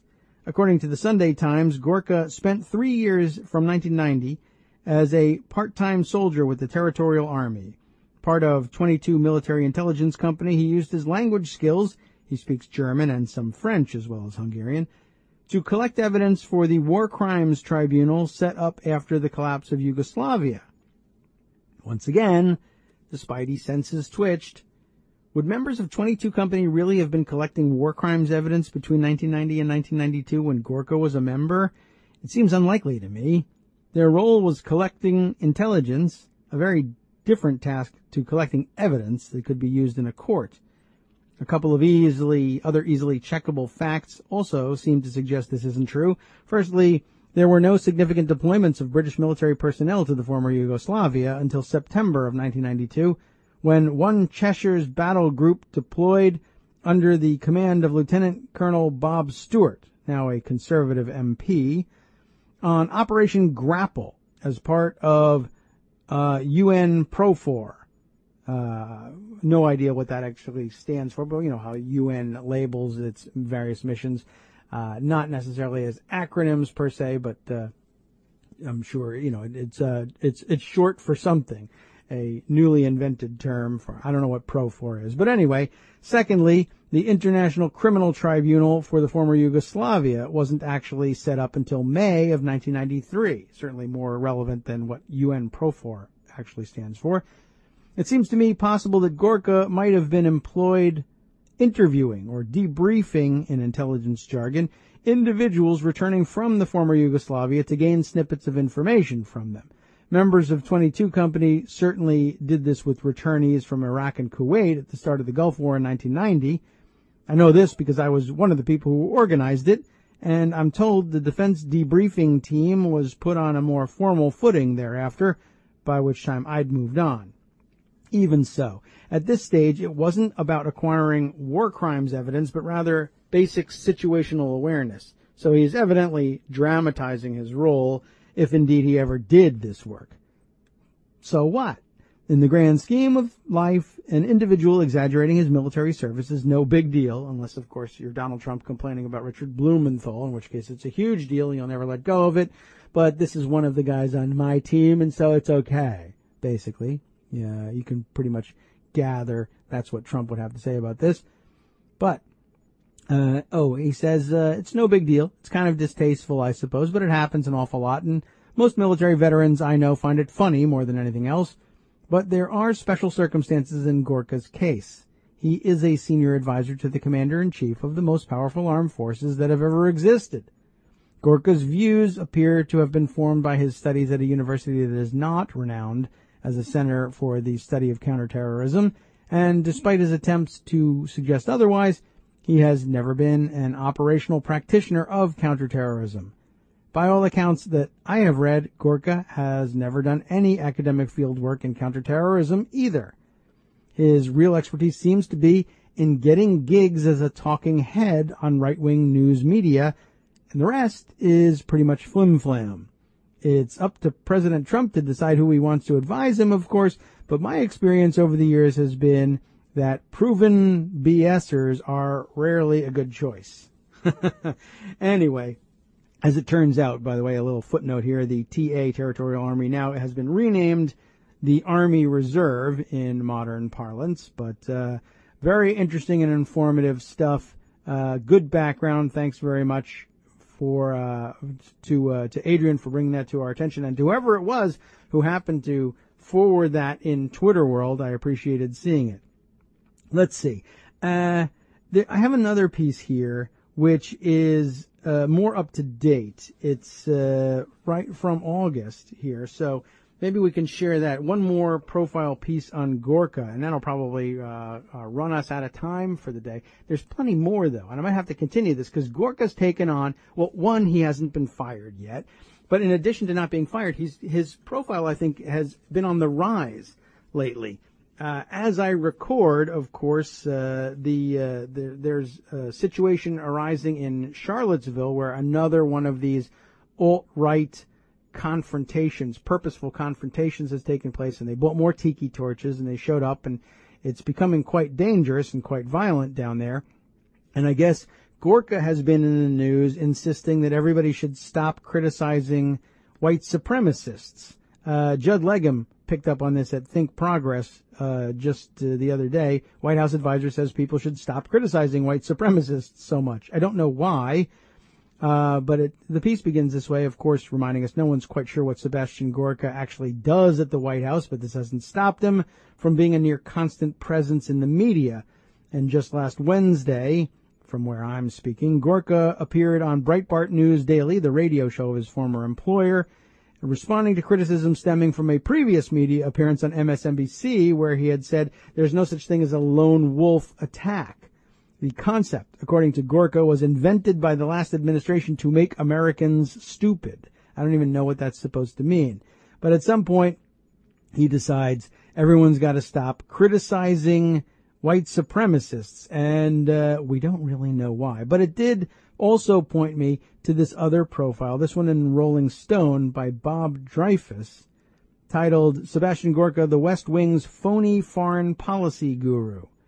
Gorka's a former Breitbart editor with Islamophobic views and ties to neo-Nazi extremists, and he has the ear of the president. The Breitbart News headline back in November of 2014 rang like a 5-alarm fire bell. Muslim Brotherhood overruns National Cathedral in D.C. Everyone remembers that, right? No. Its author, Breitbart's national security advisor, was Dr. Sebastian L.V. Gorka. He's got some weirdo middle initials in there as well, who currently occupies the top White House post as a deputy assistant to President Donald Trump. And like just about anything else Gorka has said or written, the Breitbart headline was wrong in every way. It wasn't the Muslim Brotherhood at all, and no one overran anything. Despite his characteristic hyperventilation, the event in question was a dignified interfaith prayer service organized jointly by the leaders of Washington's National Cathedral and 5 mainstream Muslim organizations seeking to unite the voices of moderation. Where are the moderate Muslims? They're here having joint interfaith prayer services in the National Cathedral. National Cathedral? Muslim Brotherhood overruns National Cathedral. What a level-headed guy. Critics charge that Gorka's hyperbole and his hands-off relationship with the truth have lately sent his stock skyrocketing with the president, and it apparently has. Renowned for his disdain for the media and his blithe readiness to defend Trump to the last tweet, Gorka, who apparently tools around Washington in a Mustang with a license plate that reads Art of War, has become nearly ubiquitous presence on television and radio as a spokesman for the White House. Did you see Gorka? Trump reportedly said after Gorka took part in a figurative fisticuffs on CNN. So great. I mean, really, truly great. Gorka himself views himself as a utility infielder, especially in the field of counterterrorism, which he isn't, and claims to provide behind-the-scenes advice to Trump on how to fight terrorism, which he's doing a great job with, everyone can tell, while serving under the wing of Steve Bannon, his former boss at Breitbart. It's surreal and quite horrifying that someone who's such an amateur has reached such heights, says David Ucko, associate professor in the Department of War and Conflict Studies at National Defense University. Adds Michael S. Smith, II, a veteran terrorism analyst who has had unpleasant run-ins with Gorka, says this is not somebody who should be working anywhere near the White House. Even more bluntly, a colleague of Smith's, Cindy Storer, an ex-CIA terrorism analyst, says he's nuts. It's not easy to find out exactly what Gorka does in the White House for his $155,000 salary. In terms of policy, according to the New York Times, Trump's recent pro-Saudi Arabia tilt was driven by 2 advisors, Bannon and Gorka. But a former top White House official tells Rolling Stone his only job appears to be to go on talk radio on Fox News to defend the indefensible. That he does constantly, spinning the administration's confused roller coaster ride of a foreign policy, slamming the fake news industrial complex on CNN, supporting a Supreme Court decision as a slap in the face to critics of Trump's Muslim travel ban on talk radio, and on MSNBC explaining Donald Trump Jr.'s secret meeting with the team of Russians peddling dirt as a massive nothing burger. Early this year, his wife and partner, Catherine Cornell Gorka, took up a post at the U.S. Department of Homeland Security, where she is now an advisor to the department's policy office. Almost as soon as they entered the Trump administration, the Gorkas absorbed withering incoming fire from national security experts and in a series of exposés in lobelog.com and The Forward, a progressive Jewish periodical. I don't know if I would describe it exactly the same way, but anyway, by late April, White House sources told the New York Times and the Washington Post that Gorka was on the way out. Yet so far, likely thanks to support from Bannon, both Gorkas have defiantly stayed in place. According to one insider, Gorka's dubious qualifications may have saved him. The White House tried to find him a job at another agency, says the source, but no luck. Nobody wanted him. Funny.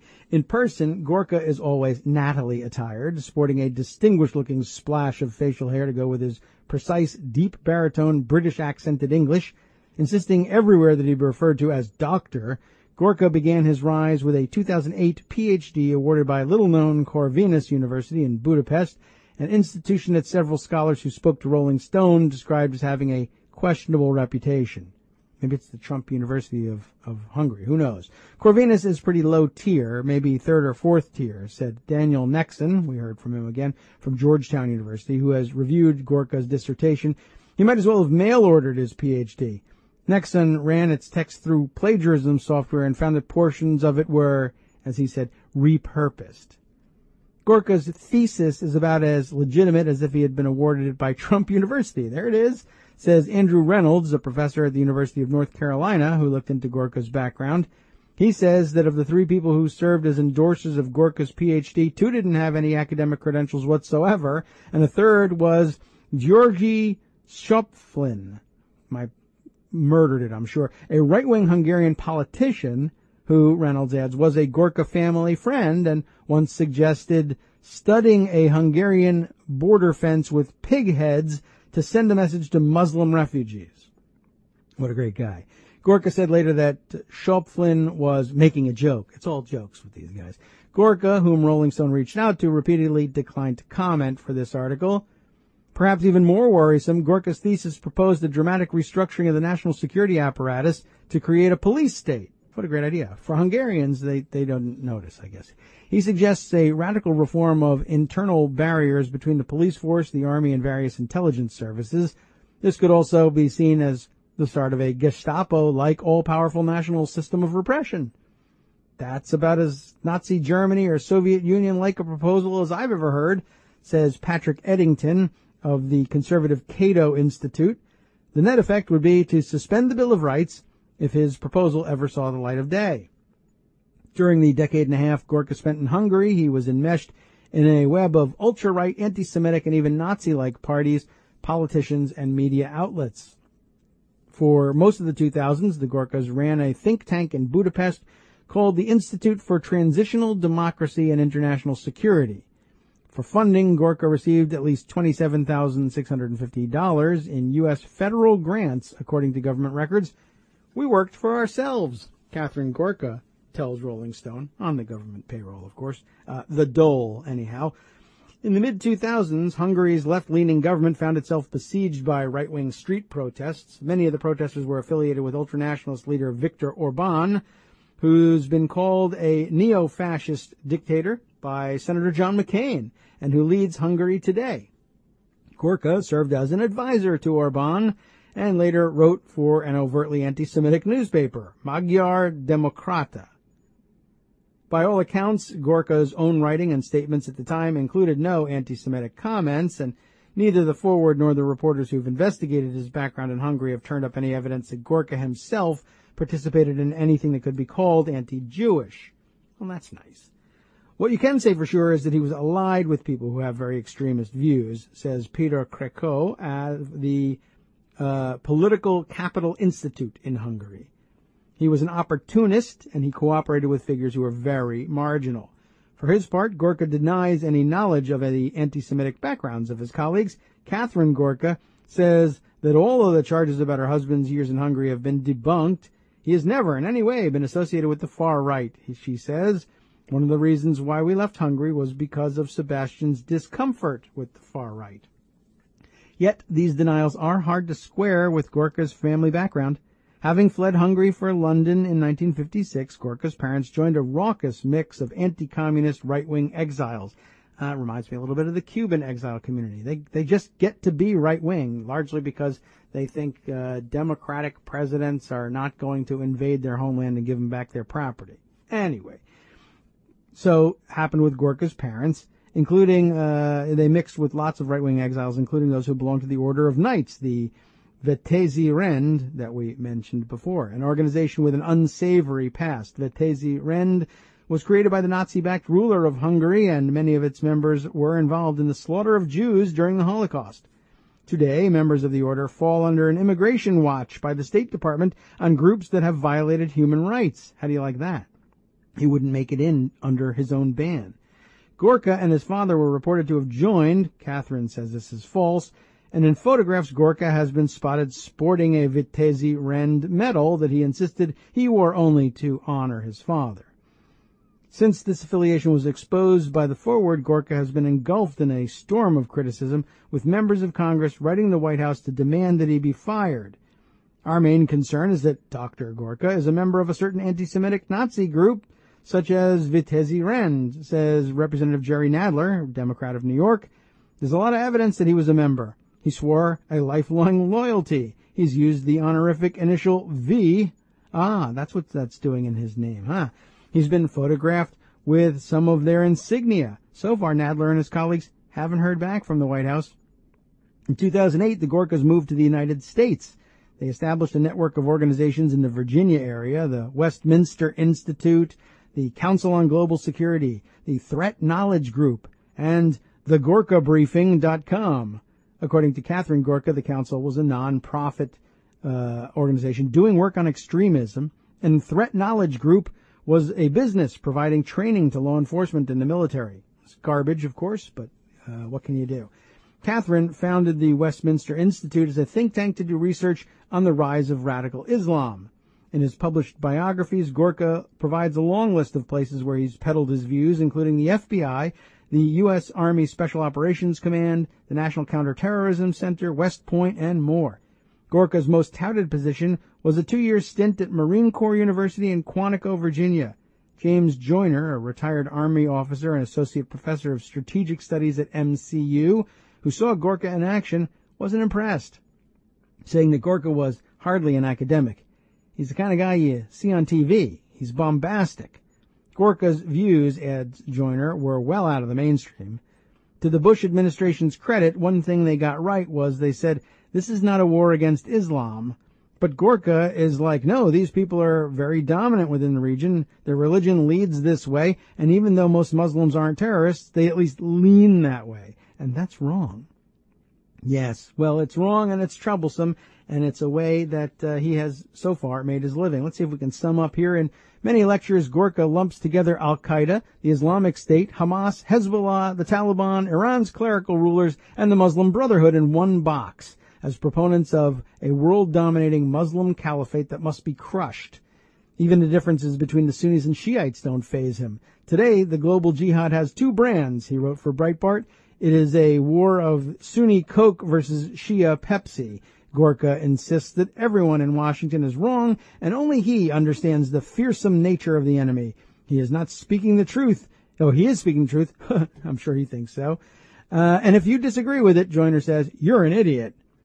Well, no surprise to find out that Sebastian Gorka is quite that arrogant. Academia is kind of stuffed with professors and PhDs and would-be PhDs, fake or otherwise, who are about as arrogant. So I guess no real surprise there, and of course no real surprise that he would find his way into the Trump inner circle, not only being that ignorant and holding false credentials, but being arrogant about it on top of it all. Very Trumpian through and through, so I guess we shouldn't be surprised the two of them found one another later in life. Okay. To sum things up here, we'll just finish up this article as we roll out the outro music for the day. Mia Bloom, a widely published expert on terrorism and a professor at Georgia State University, recalls an encounter with Gorka on a terrorism panel at the Defense Intelligence Agency. Gorka knows virtually nothing, she says. His views are a mixture of Islamophobia and racism. We'd been given questions in advance. We were paid for our appearance, and he just BS'd his way through it. And he brought books to sell. All of which is why Paul Pillar, a former national intelligence officer for the Middle East, says Gorka is too dangerous to be allowed to remain in the White House.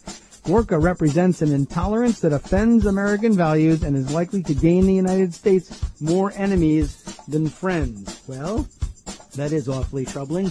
Not that we're likely to see anything done about it in the near future, but again, I think important data points for us to consider. We'll probably consider a little bit more, and we should revisit that whole program of using Islamophobes like him to train our actual military officers and counterintelligence officers and investigators. It's an awfully dangerous footing to put them on, but a continuing program, I think, and a continuing problem for the United States. Anyway, time for me to hand the radio microphone over to the guys on the after show who will be catching you up, I hope, on all the live new news that we have missed because of our pre-recording, but I'm glad I was able to bring you this program. We'll bring you some more. From Daily Kos Radio on networksradio.com. You have been listening to the Kagro in the Morning Show with David Waldman. Thanks again for listening, and we'll be back next week. Although, I can't tell you exactly when because I can't know exactly which day this is going to run on. But we'll be back in action before August is over with, and then the kids will be back in school. We'll be back on our regular schedule. I look forward to seeing you then.